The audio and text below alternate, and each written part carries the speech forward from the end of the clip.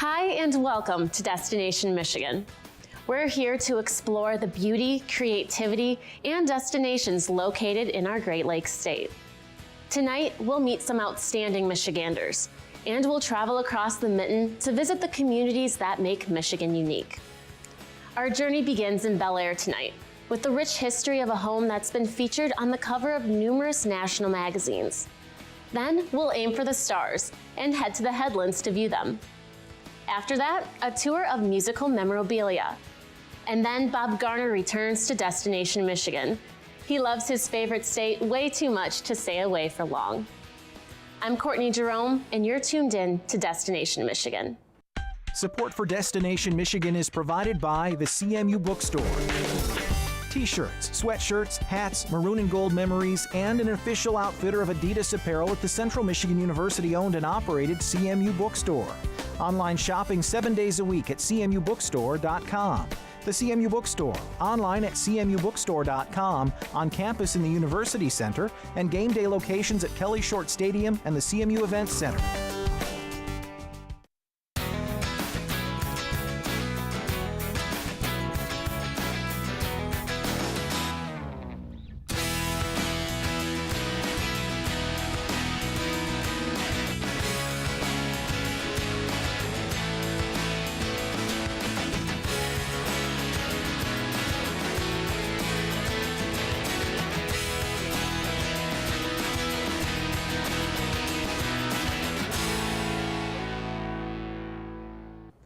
Destination Michigan's Kurt Wilson loves to find old barns and buildings in Michigan to share with you.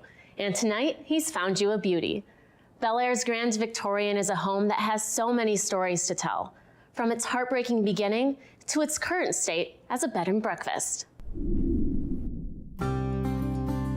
There's a book that's out on the buildings of Michigan that was published about 1979, and they chose 500 buildings in Michigan of unique architecture. It includes the Grand Hotel, but on the cover of this book is this house. So that's quite a testament too to the uniqueness of the house and how much it establishes a clear picture of what Victorian houses should look like. It was a perfect example of Queen Anne Victorian architecture. Originally, before it became the Grand Victorian, it was known as the Richard I House, and the name is spelled like Riccardi, but he pronounced it Richard I, actually Richard I. He was German. He came over from Germany in about 1858 with his wife Louise. His goal was to do like his family did in Germany, which is to build a wood factory and build wood products. Right after he got here, a civil war broke out in 1860, and so he ended up serving in the Civil War for a couple of years before he started his factory. He built this factory in a park right in what was then known as Keno, Michigan. That was the preceding name to Bellaire. Bellaire wasn't named Bellaire until about 1879, and the factory came in right about that time. He built the factory. It was huge. It was 12 buildings.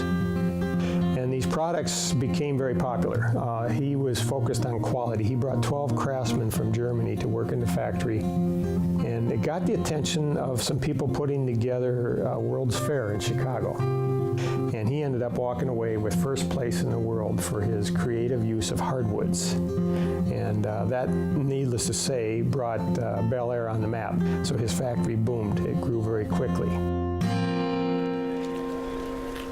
But unfortunately, along with electrical power, it introduced some fires into the factory. One of the fires, his youngest son, Charlie, was killed. That caused Robert to leave Bellaire. His oldest son, Henry, then took over the reins of the factory. And Henry is the gentleman who built this house, because he was single at that point. He was 28 years old, and he knew a girl in Germany that he wanted to marry, and he was going to try to convince her to come here by building her a beautiful house.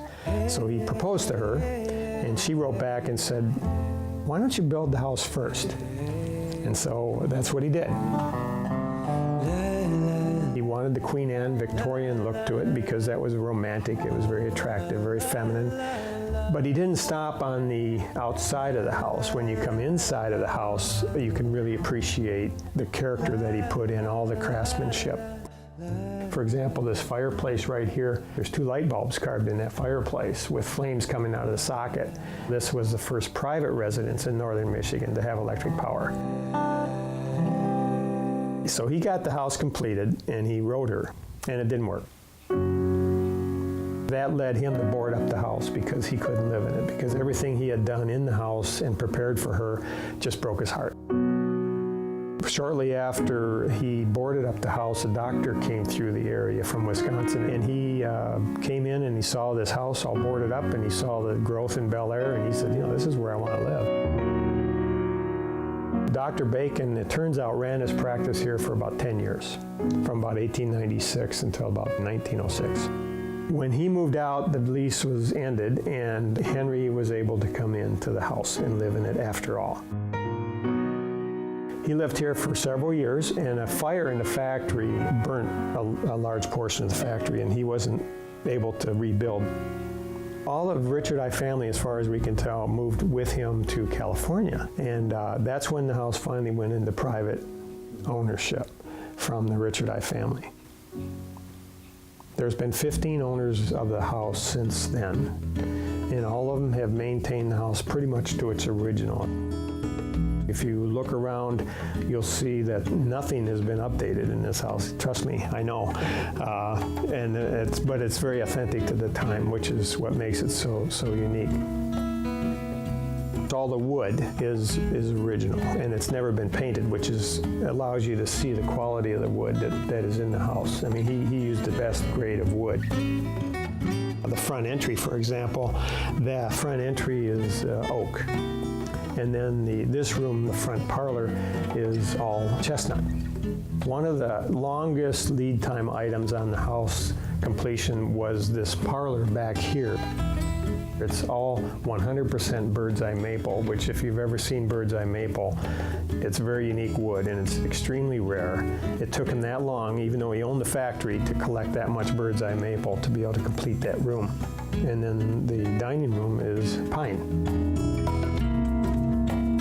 The doors are paneled such that they match the room. So when you close a door, one side is paneled with oak, for example, the other side is paneled with pine, so that each room has the same wood once you close off the room.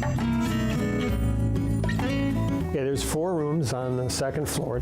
3 of those were for the family. One, the master bedroom. Another was a bedroom on the front end of the house, which has a fireplace in it. And there's a bedroom across the hall that has a balcony off of it. And then there's a back bedroom, which was designed for the maid. So it has access to the kitchen down the rear stairs of the house. The ceilings are high, but they're probably close to 11 feet high. And they have a crown molding around the ceiling that is very ornate. It's hand carved, but if you notice, it's not just your typical crown molding, because each corner has half of one of these acenthas in each corner, and it's equally spaced throughout across the room, so that it had to be designed to fit that wall. So I'm an engineer, so I look at these things and I think, wow, how would I do that? But that makes it very balanced, and it looks very appeasing to the eye. In the entryway, it's very Victorian. There's actually a painting on the ceiling with cherubs. As a matter of fact, a lot of the wallpaper that's on these walls, it is extremely Victorian. I mean, it has all the designs of the Victorian era in it, so it's very fitting. The light fixtures in the ceilings are the original fixtures that he put in. In 1979, the gentleman who owned it, he put it on the list of historic places. And then about 10 years later, in 1989, is when it became a bed and breakfast. So we are the 5th owner as a B&B. We purchased it in 2003. And what brought us here, first of all, I grew up in Detroit, and I used to come up to northern Michigan, and I loved it. After my career with Hewlett-Packard, I thought, this would be a great place to live and spend a few years. we weren't ready to retire and decided that, you know, it'd be fun to run a bed and breakfast. And just the house itself just sold itself. And so we decided to purchase the inn and open it up in September of 2003. Since then, we've had a lot of fun with it. It's grown in popularity. The house has been recognized on Nabisco cracker boxes, Post cereal boxes. It's been on book covers. It's been on several magazine covers. It just continues to draw attention because of what Henry did. It's a very unique house, and I think the success of the factory led to the success of the house because he had the craftsmen, he had the wood, and he was able to make something very unique and very special. We feel obligated, being the owners of it, that we want to keep it to all it can be. Our hope is that it will continue.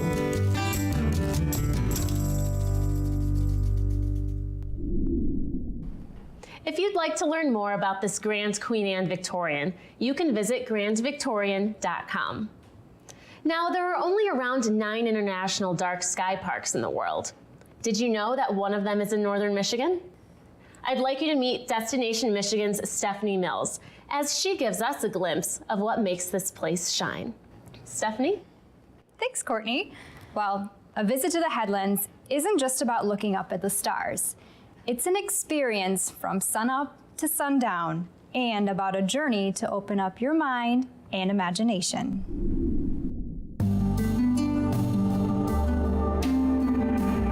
I love to talk about the stories of the night sky and about the poetry, the mythology, the lore. Every culture around the world has its star lore, and when you look through history, you can see that that star lore informed architecture, agricultural, civic practice, ceremony, religion, and that's a really rich part of who we are as human beings. Mary Stuart Adams' passion for the stars rivals any astronomer. Through her vision of preserving a view that's losing its luster in more urban areas, in 2009 she led the effort with Emmet County in designating an international dark sky park in northern Michigan. The Headlands Park was purchased by Emmet County in the mid-1990s, and it was used as a public place where folks could come and stay on the beautiful shoreline of Lake Michigan. An international dark sky park is an area over which you've protected the night sky from light pollution and light trespass. Now, light trespass is the kind of light that's spilling out beyond the boundaries of your own area. The Headlands is a naturally dark wilderness, so there wasn't a lot of artificial light here to begin with, but the International Dark Sky Association also requires that you create a master lighting plan, that there's an ordinance on the property that's more strict about the lighting here than anywhere else in the county. At the Headlands, you'll not only learn about the stars and planets, but you'll also get a view of nature that will leave you starstruck even during the day. You can come during the daytime. There's almost 4.5 miles of hiking trails. There's 1.5 miles of beautiful shoreline, and also the trail that you follow on the way in, which you can walk or bike or drive. Every 1/10 of a mile, we have these planetary stations, which is our kind of cultural interpretation of the planets. And then you can get here to what we call the dark sky viewing area, and it's lovely to come before sunset, to set up a picnic, watch the sunset, and wait for the starshine to come out. They've been there the whole time, but they don't show up until it gets dark enough. And so that's really a lot of fun, and I think that young and old can enjoy that. Camping is not allowed in the park, but visitors do have the option of staying in the 3-story guest house located not far from the park viewing area. A crystal clear night there offers spectacular views of the moon, the stars and constellations, the Milky Way, and during our visit, a flyby of the International Space Station. The park is also an ideal spot to check out the northern lights when their colorful streaks reach Michigan. So here at the Headlands, what we like is for folks to come and have an experience of a naturally dark wilderness, to kind of encounter themselves in the dark, and then also to see the stars the way they were seen thousands of years ago, hundreds of years ago, even 150 years ago, before the introduction of electric light, and just have that sense of awe and wonder and the kind of restorative sense that comes from being in a naturally dark place.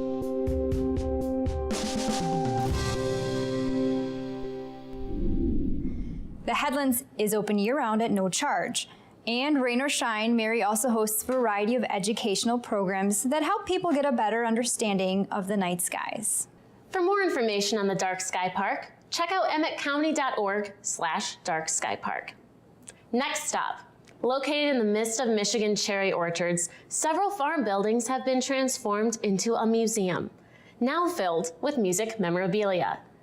Based on the vision of musician historian Dave Stifler, the musical collection has grown dramatically over the last 30 years.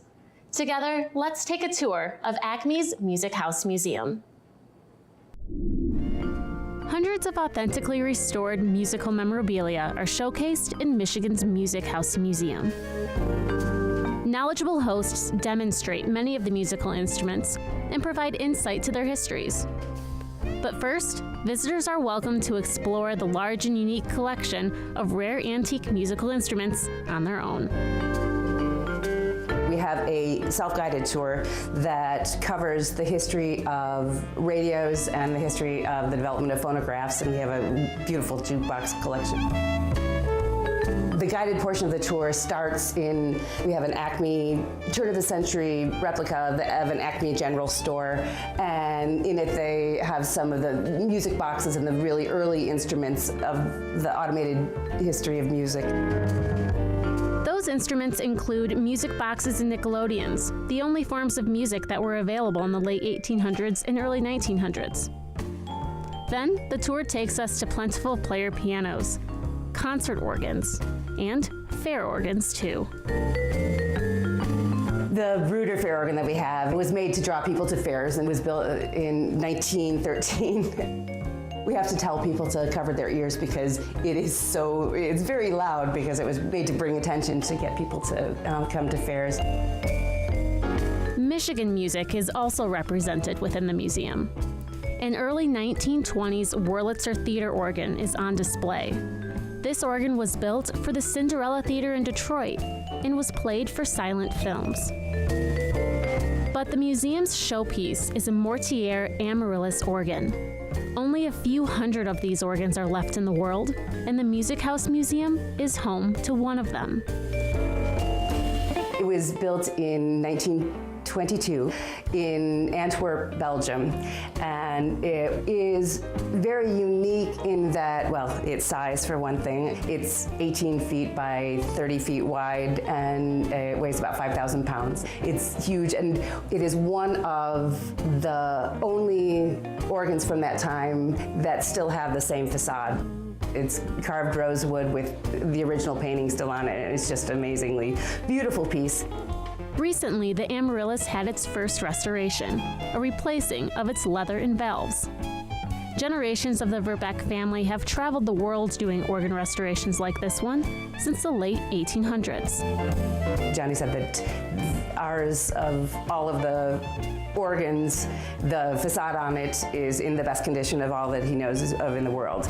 And we are the only destination that you can actually hear that we play it for every tour. And actually it's better for the organ itself because it's leather. Most of the valves are made out of leather, either cow or goat or sheep's leather. And like a pair of shoes, if you don't wear them, the leather gets stiff, and the more you use the organ or the piece, the more flexible the leather stays and the better shape the organ is and the better sound you keep. It's just so beautiful. It's not only the artistry that goes into these pieces, it's so different from what you find in the modern day production. It's just disposable, and these are works of art, and I love that portion of it. It's just a gorgeous place to walk through, and there's so much fascinating history that you get when you're on the tour. I just love it.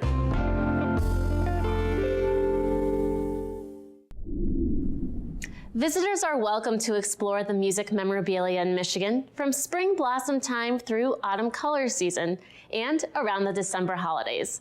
Learn more at musichouse.org. Now, as you may know, in our last season finale, we said farewell to Bob Garner contributing to Destination Michigan as he journeyed into retirement. Well, Bob's retirement was really more like a vacation. Bob just can't resist wanting to introduce you to more of his favorite friends, and we couldn't be happier to have him back producing the occasional story for Destination Michigan. So it's my honor to reintroduce Bob Garner.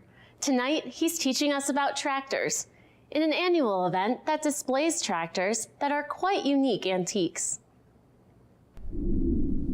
The Mackinac Bridge really does the trick in linking our two peninsulas together, but today it does even more than that.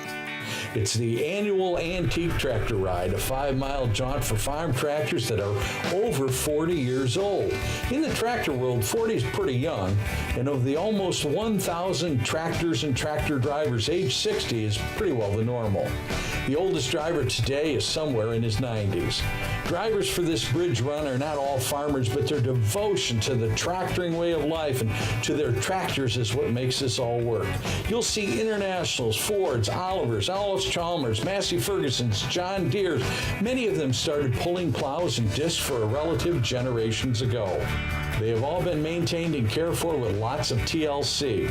The trek across the bridge originates in Mackinac City, and the guy to know for this annual event is Owasso resident Bob Baumgrass, who originated the idea a few years ago and marshals it together every single year. Bob, you are the one that thought of this idea to put all these tractors together. How did that come about? Back in 2007, I was on the Mackinac Bridge website, and I could tell that the Bridge Authority allowed the truck drive. You know, naturally you got Labor Day walk, and they had the motorbike ride and the bike rides, and I thought, where's the tractor drive? And that'd be kind of neat to see tractors cross the Mackinac Bridge. First I checked on the internet. I made sure it did not happen legally anyways, so I went ahead and started checking that out, and I found out there was none. So I sent an email off to the Mackinac Bridge Authority, and probably a week or two later, Bob Sweeney from the Mackinac Bridge Authority. Great guy. Oh yeah, he called me up and he said, talk to me about it a little bit more, and basically said, we need to talk about it some more. And now today, how many tractors so far are registered? Today, 953 are registered with 70 buddy riders, so we've reached the 1,000 mark for participants for the first time. 1,000, so you can't have a buddy seat on.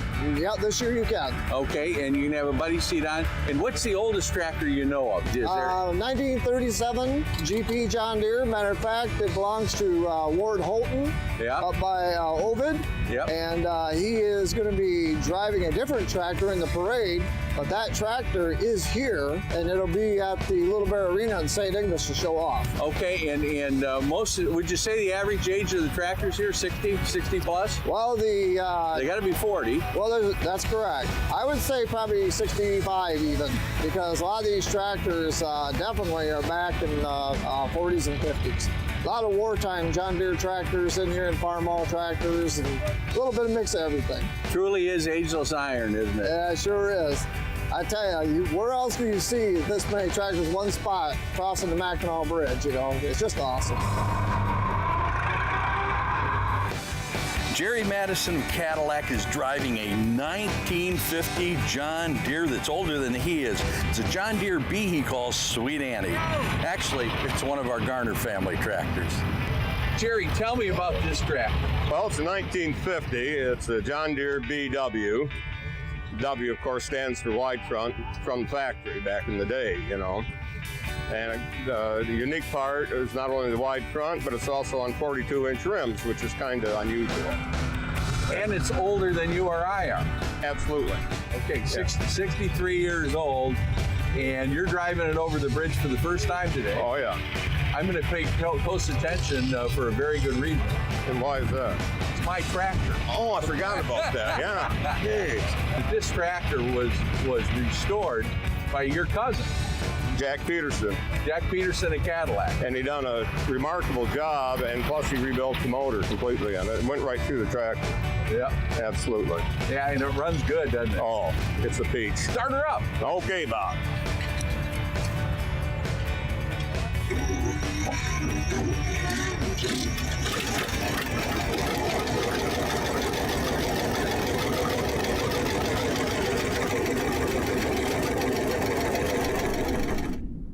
A special thanks goes out to the 20 Lakes Tractor Club of Harrison, which Bob is a member of, and to the Mackinac Bridge Authority for providing us a great day on the bridge.